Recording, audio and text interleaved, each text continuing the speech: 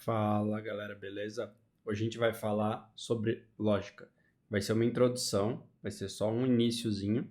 Talvez vai ficar um pouco difícil se é a primeira vez que você está ouvindo falar disso, mas vem comigo e manda as perguntas e a gente vai tentando deixar esse conteúdo cada vez mais claro aí na sua cabeça. Fechado? Então vamos lá. Primeira coisa que a gente tem que entender aqui é que a gente tem basicamente dois valores para qualquer coisa que a gente for falar a partir de agora. E quais são eles? Um deles é o true e o outro é o false. Então a gente vai trabalhar aqui nessas duas palavrinhas o tempo todo. Para a gente não ficar só no inglês, para isso não ser uma barreira, então em português o true seria verdadeiro e o false seria falso. Esse aqui é mais fácil, né? Porque ele é um falso cognato. Então falso cognato é quando a palavra é bem parecida ou igual. Então a gente tem esses dois valores aqui que a gente vai falar muito deles.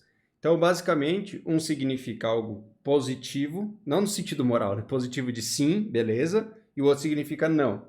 Então, quando a gente fizer uma pergunta, por exemplo, o Felipe é do sexo masculino? A resposta é sim, verdadeiro. Se eu perguntar, o Felipe é do sexo feminino? A resposta é não, falso. Então, é basicamente isso que vai acontecer. Ou, por exemplo, como a gente viu no vídeo anterior, ainda bem que eu falei que o vídeo anterior ia ficar mais interessante junto com esse vídeo, né? A gente falou dos operadores de comparação. Então, a gente estava comparando um número com outro. Então, o 5 é maior do que o 6? Falso. O 6 é maior do que o 5? Verdadeiro. Então, é com essas coisinhas aqui que a gente vai trabalhar bastante aqui, tá? E aí, a gente tem um outro conceito que é a negação, que eu até falei no vídeo anterior, que vai ser aqui a exclamação. Então, se eu colocar não, true, eu estou falando false. Se eu fizer ao contrário e colocar não false, isso vai ser true. Beleza? Aqui é só uma setinha que eu fiz, tá? Ignora a setinha só para... Mas quando você coloca a exclamação, a gente está negando, ou seja, a gente está invertendo. Então, resumindo, a gente tem o valor verdadeiro, a gente tem o valor falso e a gente tem como inverter esse valor. Então, para que a gente vai inverter? Por exemplo, se eu já tenho uma variável, vamos voltar no exemplo do sexo, que talvez é um exemplo meio controverso nos dias de hoje, mas vamos lá. Então, é masculino ou é feminino, podemos colocar é masculino. Então, o Felipe é masculino, vai estar valendo true. Isso aqui é uma variável, tá? Então, é uma variável bool que vai estar valendo true.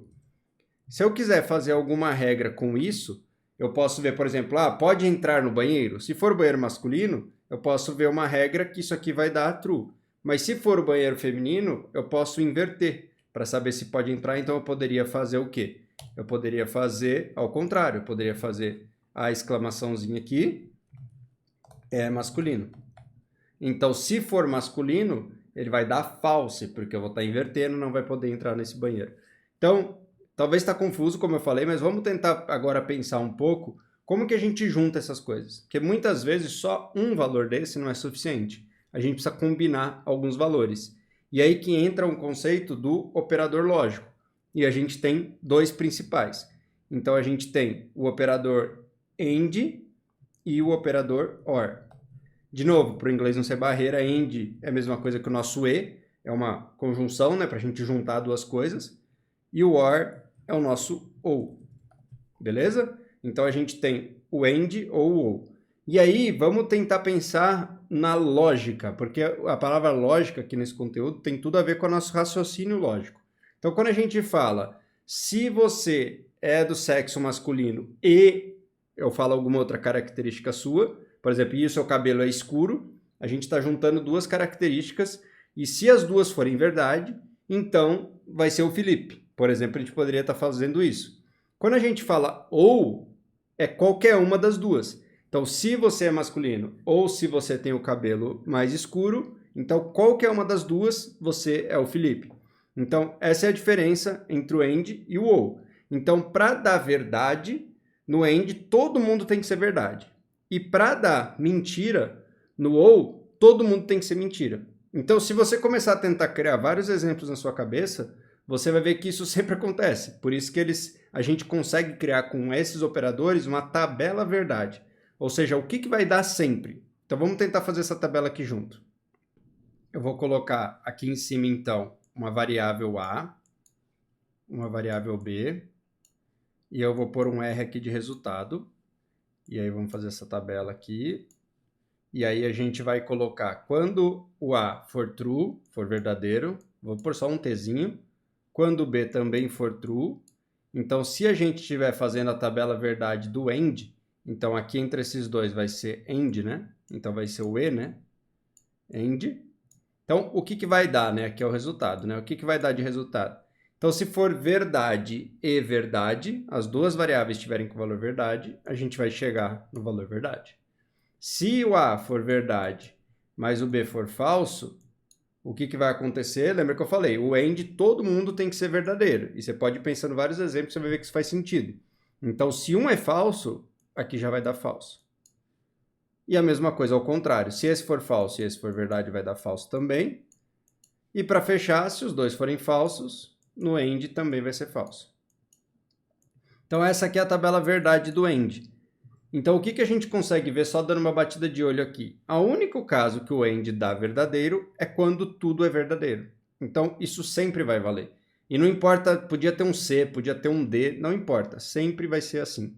Beleza? Então, essa aqui é a tabela do AND. E, de novo, tenta fazer o raciocínio lógico, tenta usar o português mesmo para descrever frases completas, e você vai perceber que é assim. Se você descreve uma série de características separando por AND, só vai ser verdade essa frase inteira se todas essas características conferirem. E agora vamos fazer então, vamos desenhar ela aqui de novo agora do OR. Vamos ver agora a segunda chance, a gente poderia desenhar até melhor, né? Deixa eu tentar pôr mais espaço aqui. Opa, não estava salvando. Pôr um espacinho aqui, ó. Então aqui vai ser um OR. A gente vai ter o B e aqui a gente vai ter o resultado. Então vamos fazer um risquinho aqui e vamos desenhar ela inteira. Aqui a gente vai riscar aqui. Então vamos lá, de novo. Então a gente vai começar com verdade, verdade. Vamos já preencher tudo. Então aqui é falso. Esse aqui é falso, esse aqui é true. E esse aqui é... Opa! Esse aqui é falso com falso. Vai ficar meio feinho ali, mas não tem problema.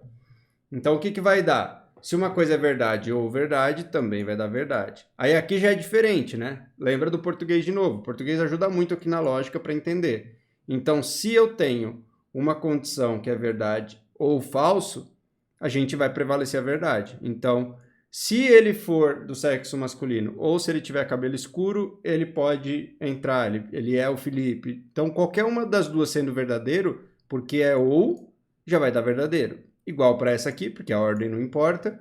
E no final, se tudo for falso, vai dar falso. Então, veja que interessante. No OR, tudo tem que ser falso para dar falso. E no AND, tudo tem que ser verdadeiro para dar verdadeiro. Todo o resto dá o outro caso. Então, com isso, quando você vai praticando, é muito rápido o seu cérebro para você pegar quando vai dar verdadeiro, quando vai dar falso e na hora de fazer suas condições, porque é meio que só tem duas opções, né? Se você viu um AND, tem alguma coisa ali que é falsa, já é falso. Se você viu um OR, tem alguma coisa ali que é verdadeiro, já deu verdadeiro. Então, é muito rápido de você conseguir saber o que vai acontecer naquela condição. Galera, eu tava pensando aqui em exemplos agora para a gente treinar um pouco AND e OR. E eu falei, vou pedir pro ChatGPT, porque aí eu não preciso ficar continuando com esses exemplos horríveis que eu tô dando aqui. Então vamos lá, vamos ver o que o ChatGPT sugeriu de exemplo. Então, o primeiro exemplo que ele está dando agora com AND, né? Então, eu preciso de um lápis e uma borracha para fazer essa tarefa.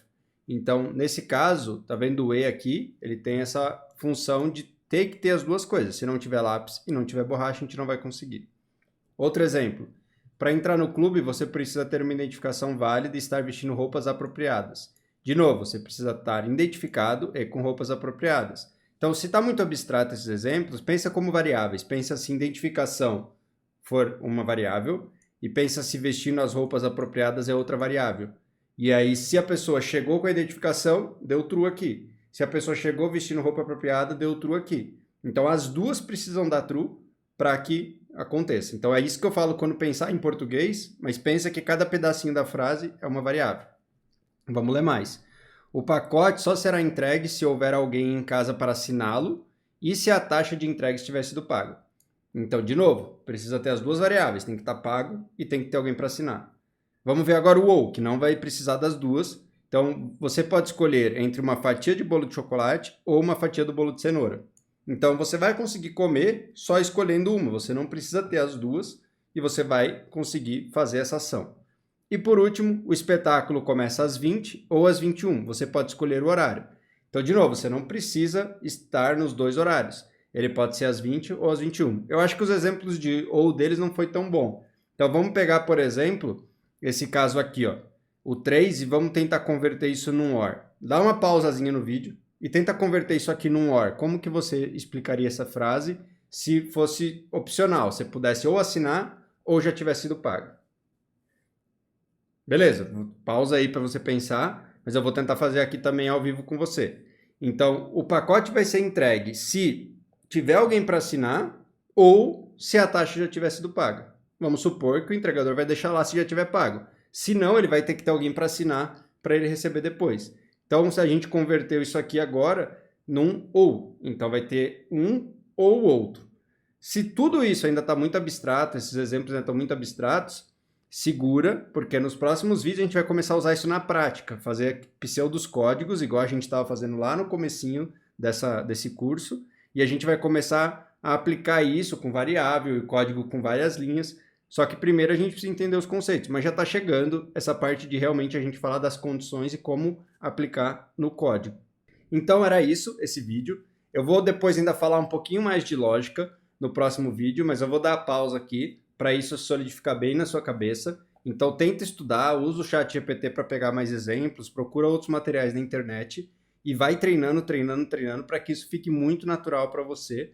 E a gente se vê no próximo vídeo com mais uns detalhezinhos aí sobre lógica.